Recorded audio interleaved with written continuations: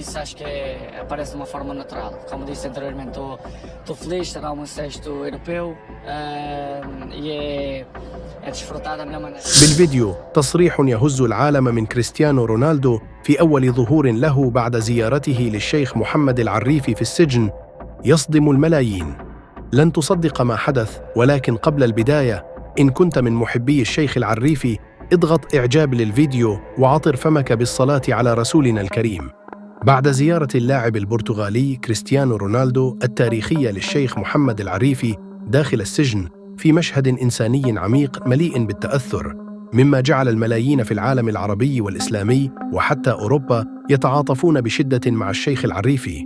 فقد صرح رونالدو أنه عندما انتقل للعب في السعودية سمع كثيراً عن الشيخ العريفي وعن خطاباته التي تدعو للوسطية والتي تحدث فيها عن الإسلام كدين رحمة. وذكر رونالدو اللحظات التي قضاها مع الشيخ العريفي داخل السجن قائلاً: عندما دخلت إلى زنزانته رأيت أمامي رجلاً يعكس نور الإيمان والقوة رغم ظروفه الصعبة. كنت أظن أنني سأواسيه، ولكنني كنت أنا من تأثر بكلامه. فقد تحدثنا طويلاً عن القيم الإنسانية وعن دور الرياضة في نشر السلام وعن أهمية الحفاظ على الهوية الأخلاقية حتى في أصعب الظروف.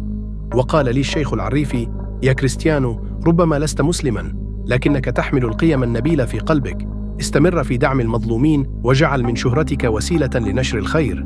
بعد هذه الزيارة أكد رونالدو أنه سيتحدث مع صديقه المقرب المستشار تركي آل الشيخ، وسيطلب منه أن يتدخل لإنهاء معاناة الشيخ العريفي. وختم رونالدو قائلاً: يجب أن نكون صوتاً واحداً لكل من يقول الحق. وفي النهاية شاركونا رأيكم حول هذا الموضوع، ولا تنسوا الاشتراك في القناة ليصلكم جديدنا.